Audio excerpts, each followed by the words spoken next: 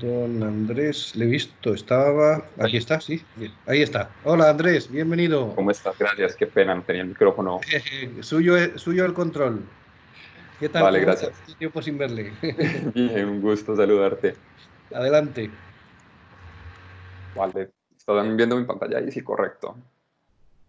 Sí, vemos perfectamente la pantalla, Andrés. Bien, bueno, muchas Gracias. gracias al ingeniero Rosero por la invitación y al capitán Parra por acoger también la invitación.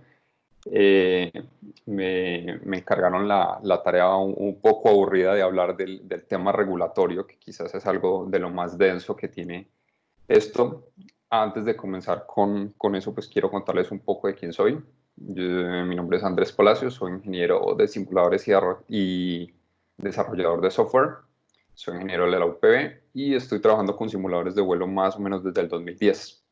Hasta el año pasado estuve como ingeniero FTD, coordinador de tecnología en la Escuela de Aviación Los Halcones, y estuve allí a cargo de la certificación del simulador del 320, es un FT nivel 4 que tienen allí, y de desarrollar programas de entrenamiento que se usan en este equipo. También de todo el mantenimiento y desarrollo de nuevos equipos, modificar equipos ya existentes para adaptarlos a nuevas condiciones. Actualmente estoy trabajando con Flydemy, que es una compañía americana que se encarga de, de producir cursos virtuales. Bueno, entonces empecemos hablando de las regulaciones y la idea es que al final de esto entendamos por fin y entender bien qué es un simulador de vuelo, porque quizás muchos de los que han tenido contacto aquí con los entes gubernamentales y con los inspectores, pues han habido siempre muchas diferencias sobre qué es el simulador, qué es un entrenador estático y realmente cómo deben usarse. Entonces, lo primero es contarles un poco de la normativa que existe por parte de la FAA, que es una de las más importantes. Ellos tienen dos normativas, que es la parte 60 de sus reglamentos y la circular 61. La parte 60 lo dedica a los simuladores más profesionales, que son los Full Flight Simulator y Flight Training Devices, que ya al terminar esto les voy a explicar qué es cada uno de ellos. Y la circular 61 se encarga de los Aviation Training Devices, que son los que, digamos, nos competen más a nosotros en el tema de escuelas, porque son los que se utilizan para la certificación de las horas y de la habilitación por instrumentos. Por parte de ASA, pues creo que aquí solo tenemos por representación europea al capitán Parra. Ellos en una sola normativa, o bueno, dos, una para aviones y una para helicópteros, tienen los Full Flight Simulator, los CPTD, tienen una categoría que no existe ni en la FAA, que son los Flight Navigation Procedure Training, y ellos resumen los simuladores más básicos en solo una categoría, que son los Basic Instrument Training Devices. Por el lado de Latinoamérica en general, ya muchos conocen los esfuerzos que se han hecho por armonizar la normativa, y parte de ello están las LAR 60, que son los reglamentos latinoamericanos, y esta sociedad lo que ha hecho es implementar un poco las dos normativas de la FAA, la parte 60 y la circular 61, integrarlas en una sola normativa para que sirva como guía en todos los países que están asociados. Ellos lo dividen: Full Flight Simulator, Flight Training Devices, Personal Computer Aviation Training Devices, que son realmente unos equipos que están en desuso.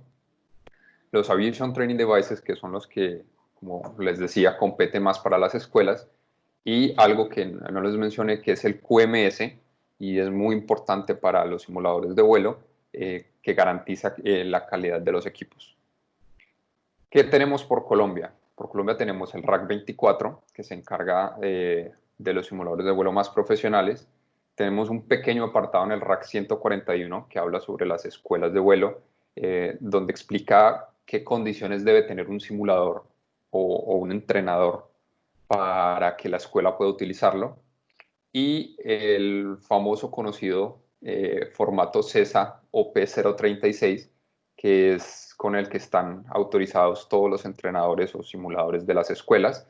Este no es una normativa, está derivado de una normativa que hubo antes del 2012, pero se sigue utilizando por los inspectores para la aprobación de estos equipos, ya que nosotros no hemos renovado la normativa en este sentido, ni nos hemos acogido definitivamente a las LAB. Se supone que estamos en un proceso de eso. Sé que el Grupo Técnico de Aerocivil en Bogotá está participando mucho en ello para lograr que toda Latinoamérica trabajemos la misma normativa.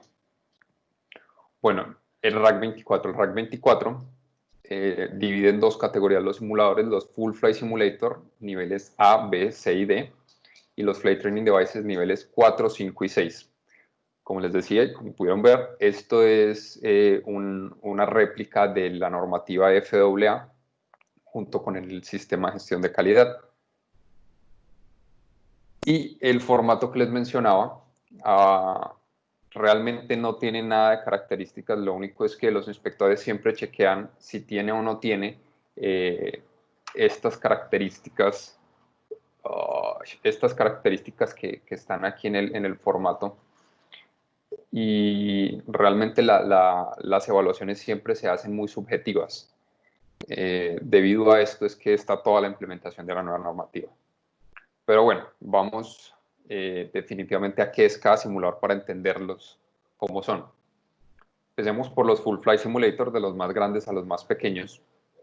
Entonces, los Full Flight Simulator son una réplica de alta fidelidad a escala real de un avión específico.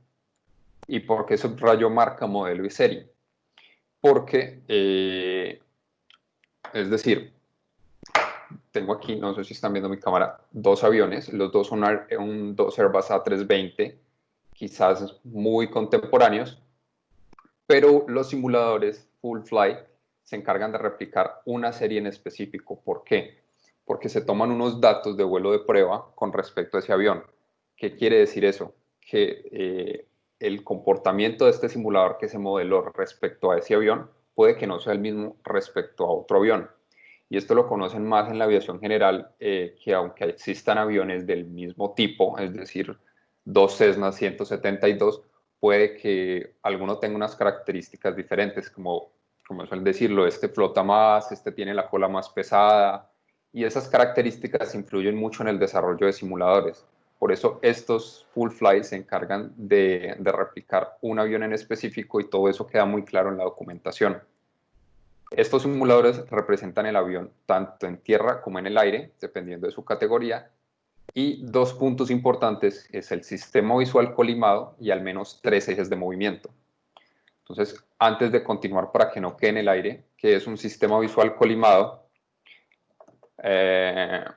Los simuladores que conocemos en las escuelas normalmente proyectan la imagen directamente sobre una pantalla, y esto hace que haya un error en el ángulo de visión de los pilotos, y los simuladores Full Flight tienen un sistema colimado que lo que hacen es que a través de unos espejos corrigen estos problemas.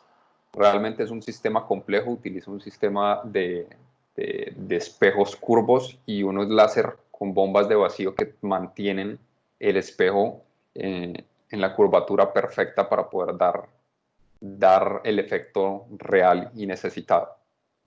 Ahora, los ejes de movimiento.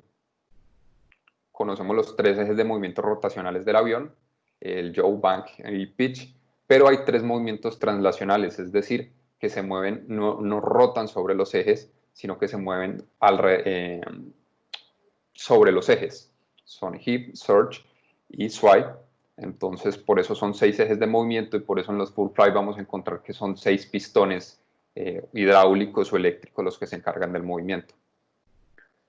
Viendo las categorías, hay 4 categorías de Full Flight Simulator.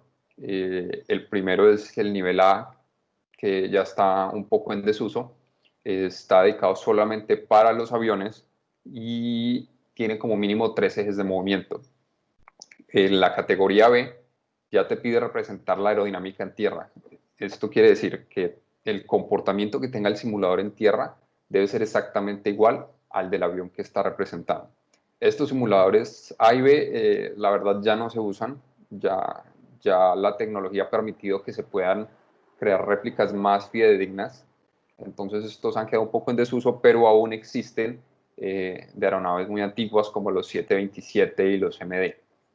respecto a los simuladores categoría Charlie Delta, deben tener 6 ejes de movimiento. A partir de la categoría C deben representar la aerodinámica tanto en tierra como en el aire y tener un sistema de control de carga. ¿Qué es el sistema de control de carga? Es la fuerza y el feedback que sientes en los controles. Entonces, si yo tiro del timón de un 737 en el simulador, debo sentir la misma fuerza que en el avión real.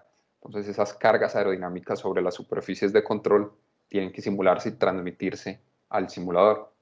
Y la categoría D, que es la más completa que tenemos, y es la que permite incluso, pues se dice que un simulador de categoría D, volar uno es igual a volar el avión. Además te pide unos sonidos realistas. No es simplemente que esto me suena muy real o que suena parecido al avión, sino que se realizan unas pruebas objetivas con análisis en el tiempo y en la frecuencia para comprobar que sí suena igual al avión, y además debe tener un visual mucho más grande, de al menos 150 grados. Esta parte de las pruebas las voy a dejar para el final para poder adentrarme un poco más en ello. Los Flight Training Devices son réplicas también en tamaño real de instrumentos, paneles y equipos. Pueden ser cabinas abiertas o cerradas, y lo que tratamos de simular aquí es un modelo de avión. Entonces, en el Full Fly simulábamos un 320 con matrícula Hotel Kilo 5323. Aquí no nos va a importar la matrícula o el número de serie del avión, sino que vamos a representar un avión en general, es decir, un 320 214, y se va a comportar en general como los aviones. Esto quiere decir que es un poco menos fidedigno, tiene un poco menos de fidelidad, pero no es porque sea menos malo o más bajo en su categoría, sino porque tiene un propósito distinto. Este tipo de simuladores lo que pretende es ayudar al piloto al entrenamiento de los procedimientos y los flujos que hay en la cabina. Por eso todos los sistemas que tiene deben simularse completamente. Es decir, las bombas de combustible, los sistemas hidráulicos, todo ello debe funcionar exactamente igual que en el avión del mismo tipo. Y a lo que menos se le presta atención en este tipo de simuladores es a la aerodinámica. Entonces, si han estado en simuladores de este tipo, han visto que, bueno, por ejemplo, el que tengo en el lado izquierdo ni siquiera tiene palancas de control, porque no se trata de cómo vuelas el avión, sino cómo conoces los sistemas para poder afrontar las situaciones normales y anormales que pueden ocurrir. Bueno, los simuladores, los FTD, se dividen en 3 categorías, 4 si metemos los helicópteros. El primero es el más sencillo y te pide que tenga al menos un sistema operativo, no requiere controles de vuelo y una aerodinámica genérica. ¿Qué quiere decir esto? Que debe tener un sistema operativo. Entonces, digamos que nosotros vamos a tener un simulador que sirve para el entrenamiento del sistema eléctrico del Boeing 737. Todo el sistema eléctrico del Boeing 737 tiene que estar completamente representado allí. No requiere controles de vuelo porque, como les decía, no es el objetivo. Y con aerodinámica genérica se refiere a que debe comportarse como un jet. Es decir, si estoy volando en crucero y voy a hacer una falla eléctrica, el avión no puede ir a 70 nudos si es un 737. Entonces, la aerodinámica debe tener cierto realismo, y hay unas tablas en donde se da cierta comparativa con aeronaves pistón monomotor, pistón bimotor, bimotor turboprop y ya para la categoría de los jets. Normalmente estos son los que pueden encontrar en las escuelas donde se hacen el tape rating. Por ejemplo, GTA tiene varios de ellos y lo conocen como el BPT, es el de la izquierda, y recientemente ellos han adquirido un Flight Navigation Training Procedure, que es bajo la normativa europea, que aquí en Colombia vendría a ser un FT nivel 4 o 5 como el de la derecha. El nivel 5 va subiendo un poquito más y tiene todos los sistemas operativos. ¿Qué quiere decir esto? Que si ese 320 que estamos simulando tiene un radar meteorológico, el simulador debe tener el radar meteorológico funcionando igual que el avión. No se puede tener un simulador nivel 5 a medias, es decir, que simule a medias el avión. Este simulador ya requiere controles de vuelo y te pide una aerodinámica específica. Es decir, debe representar realmente el avión, el tipo del avión. En el anterior era genérico, simplemente un jet.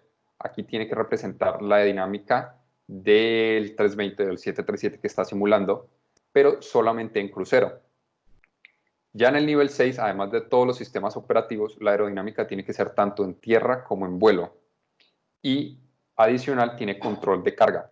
Es decir, un FT de nivel 6 de un Boeing 737 debe poder replicar las fuerzas sobre las superficies de control en los controles del piloto, tal como lo haría el avión. Pasando ya a las demás categorías, está el Personal Computer Aviation Training Device. Esta es una categoría que tenía la FAA anteriormente. Las LAR lo incluyeron, realmente que no me parece muy adecuado porque las capacidades ya de los equipos van mucho más allá para seguir certificando este tipo de simuladores. Pero eran simuladores que, como vemos en la imagen, eran computadores que tenían algunos controles de vuelo y eran autorizados para dar entrenamiento. Ya con el avance de la computación, pues estos han pasado a ser mucho más complejos y se definió mediante una circular en la FAA los ATD, los Aviation Training Devices. Estos simuladores igual son réplicas de instrumentos, cabinas, paneles, pero aquí se representa una categoría de aeronave. ¿Qué quiere decir esto? Vamos a representar un monomotor a pistón, un bimotor a pistón o un bimotor jet. Aquí no estamos hablando ni de marcas ni de tipo de avión, no estamos hablando de 320, es decir, no se puede tener un ATD de A320 porque los ATDs no se encargan de simular aeronaves, sino categorías de aeronaves.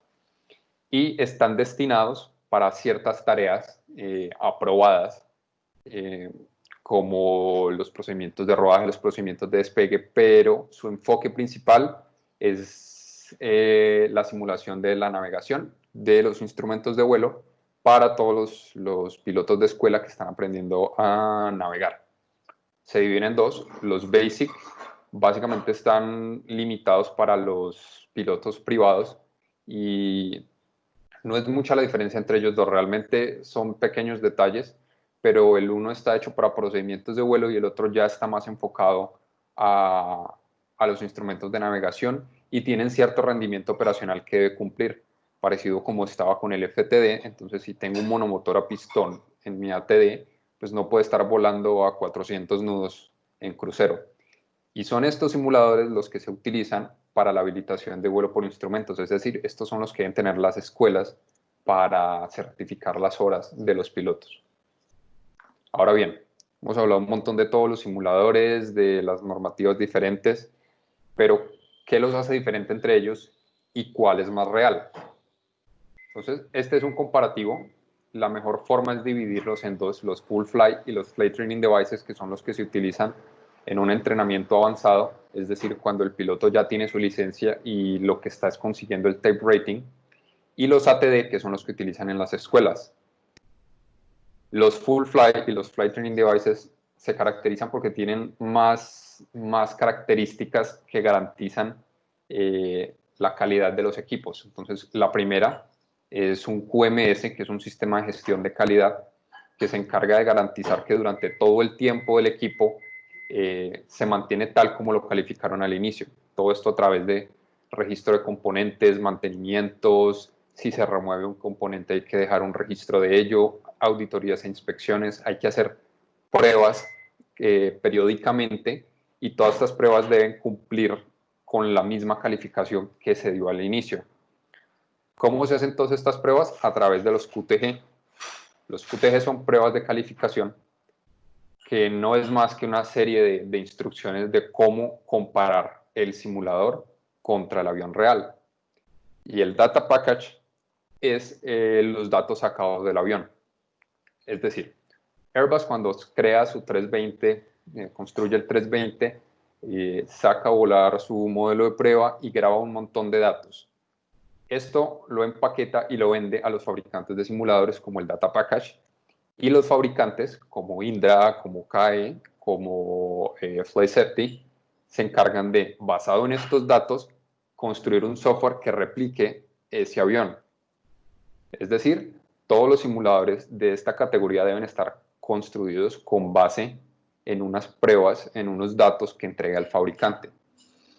Y el fabricante del simulador se encarga de darte unas pruebas para garantizar que esto cumple.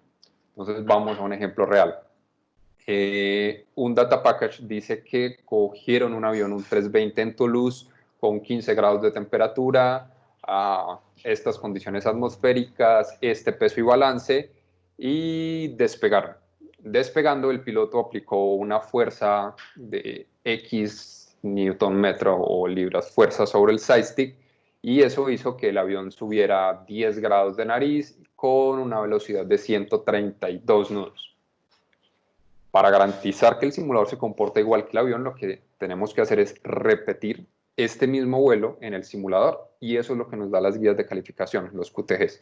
Entonces tenemos que citar nuestro avión en Toulouse con las mismas condiciones atmosféricas, las mismas condiciones de peso y balance, y replicarlo y utilizar instrumentos o medidores calificados para garantizar que aplico la misma fuerza sobre el side stick y medir que la velocidad sea la misma. Normalmente todo esto son pruebas automáticas que el fabricante del software te entrega, es decir, no se trata de mediciones muy subjetivas de, mira, si está a 130, 131, sino que son datos como el gráfico que está a la derecha, donde la gráfica roja representa lo que hizo el simulador y la gráfica amarilla representa lo que está hecho en el data package, o sea, lo del avión real. Y las tolerancias de estos dos, dependiendo de cada prueba, puede estar entre el 2 y el 5%. Si una de estas pruebas queda por fuera, el simulador necesita ser revisado y realizar modificaciones. Es decir, que si esos 132 nudos no están dando, no es la velocidad que está dando, hay que revisar qué pudo pasar. Con el software, por ejemplo, puede ser mucho el desgaste de las piezas mecánicas que hace que no se cumpla. Entonces el QMS se encarga de revisar, de generar unas políticas y unos procedimientos para que a través de los QTGs se pueda validar lo que está en el data package. Por eso es que estos simuladores son realmente parecidos al avión, o son realmente como el avión, y son tan caros, porque lo que cuesta mucho en este tipo de simuladores, además del data package, que puede costar 300 hasta 800.000 euros las regalías al fabricante del avión por usar su data package, correr estas pruebas también tiene un costo por los equipos y por el personal. Lo que decía el ingeniero Rosero ahora, por ejemplo, las pantallas deben responder a cierta velocidad. Cuando yo muevo el side stick o el timón, los instrumentos no deben tardar más de 300 milisegundos en responder, y esto se hace con unos equipos especializados, que algunos son bastante caros, otros pueden ser bastante sencillos, pero todo eso requiere un montaje grande para tener en funcionamiento este tipo de equipos. Los ATD, por su parte, simplemente tienen un QAG o una guía de calificaciones, y es una especie de tabla de cumplimiento a cumplir con los requisitos de la norma y las condiciones de fábrica. ¿Qué quiere decir esto? Los requisitos de norma lo que te piden para los ATD siempre es que cumpla con tu programa de entrenamiento. Entonces, si tu programa de entrenamiento dice que vas a enseñar en el simulador a hacer esperas y arcos, el simulador debe ser capaz de hacer esto. Si tu programa de entrenamiento no pide, digamos, upset recovery, tu simulador no tiene por qué tenerlo.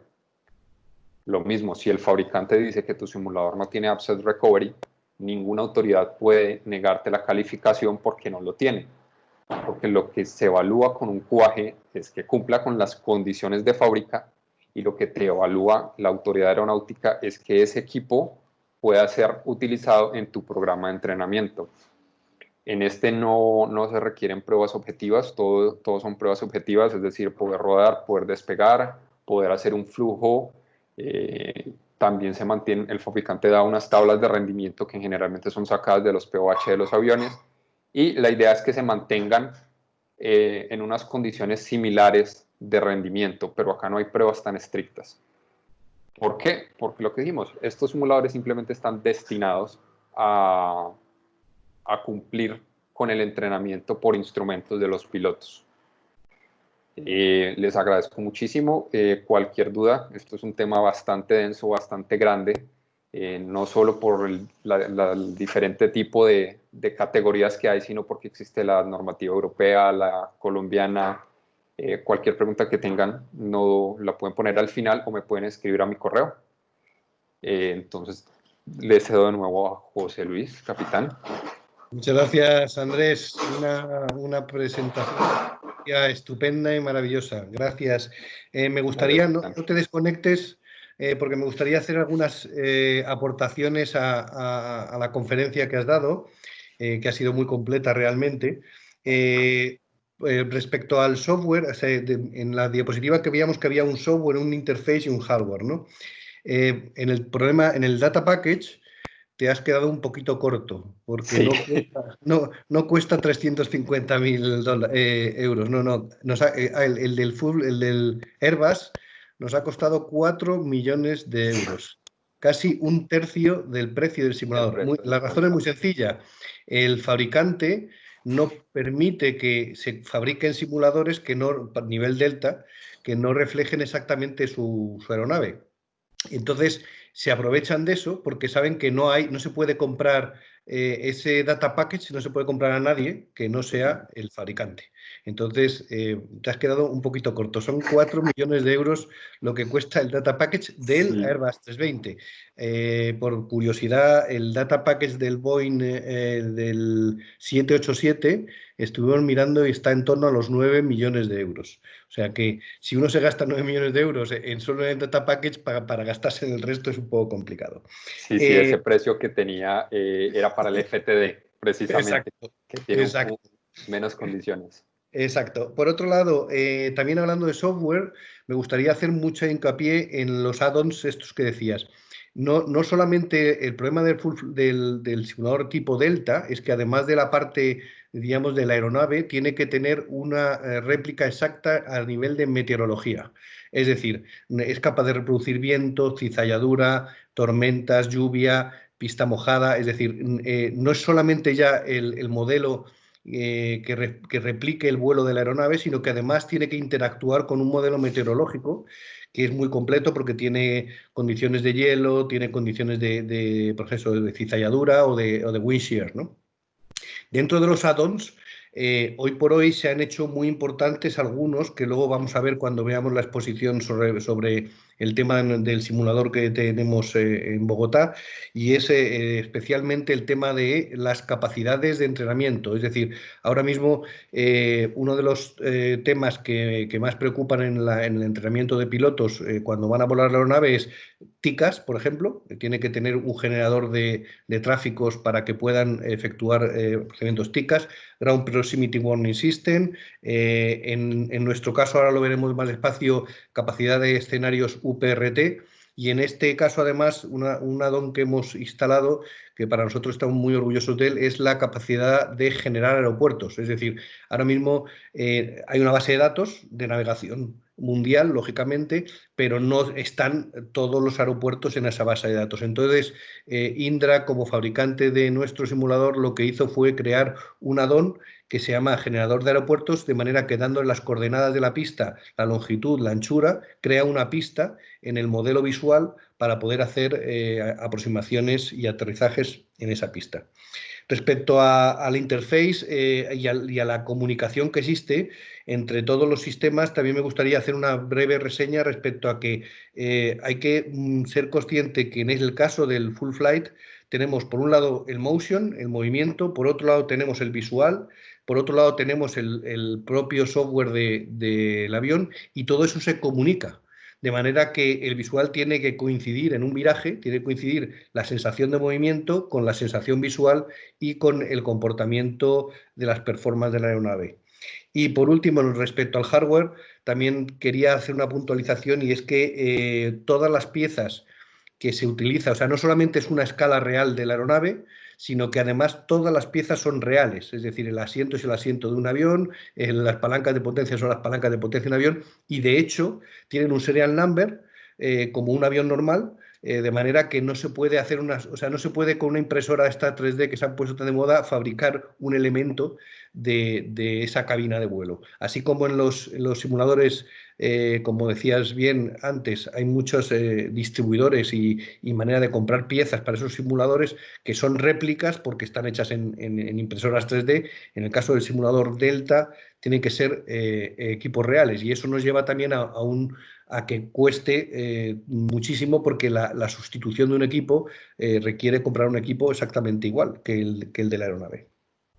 Respecto a las certificaciones, gracias también, lo has explicado fabulosa, efectivamente hay como distintos organismos certificadores. Nosotros estamos ahora en este, también tengo que decir que somos los primeros que hemos entrado en una relación directa con el servicio regional para hacer una certificación internacional, de manera que todos los países que están en el servicio regional van a certificar a la vez nuestro simulador. De hecho, ya está certificado por Colombia, por Chile, por Costa Rica, estamos en proceso en Perú y estamos en proceso también, no me acuerdo ahora qué país más estábamos en proceso. Pero Brasil. independientemente... Ah, y Brasil, gracias, Edwin. Independientemente de eso, somos los primeros que como centro de entrenamiento y como simulador vamos a estar certificados por el Servicio Regional, precisamente por esa globalización de la que hablábamos, de que el piloto brasileño, el piloto venezolano, el piloto colombiano, el piloto costarricense pueda entrenarse en un dispositivo que requiera solamente una certificación y no 14 certificaciones, ¿no?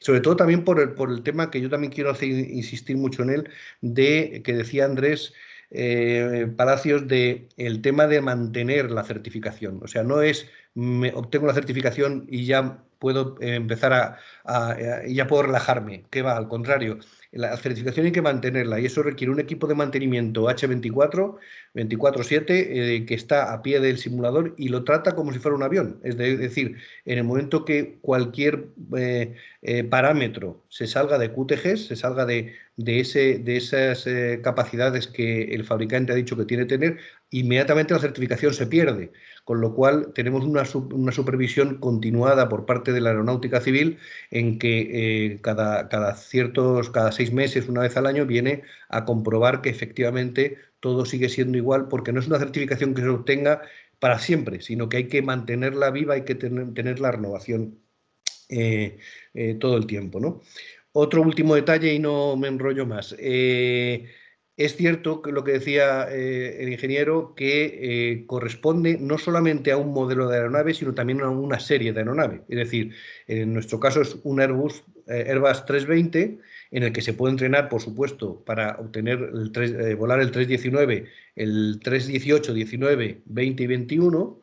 En este caso solamente es 320, pero se puede entrenar todos esos modelos. Pero es que además otra novedad que nosotros hemos incorporado ha sido la doble motorización. El 320 se comercializó con motores CFM y motores IAE. Y eso lleva consigo una distinta instrumentación y unas distintas performances, muy parecidas pero distintas. Entonces, tuvimos la capacidad, junto con Indra, de desarrollar la doble motor, de manera que, dependiendo que la compañía aérea que viene a entrenar con nosotros quiere entrenar, su flota tiene motores CFM, entonces antes del inicio de la sesión se cargan los motores CFM y durante toda la sesión el piloto va a entrenar sobre motores CFM. Pero si lo que tiene es IAE, pues se puede hacer el cambio. No se puede hacer el cambio en mitad de la sesión, hay que hacerlo previo, porque hay que cargar en el ordenador todo el software correspondiente a la envolvente de vuelo de ese motor. Ese es lo que quería contaros.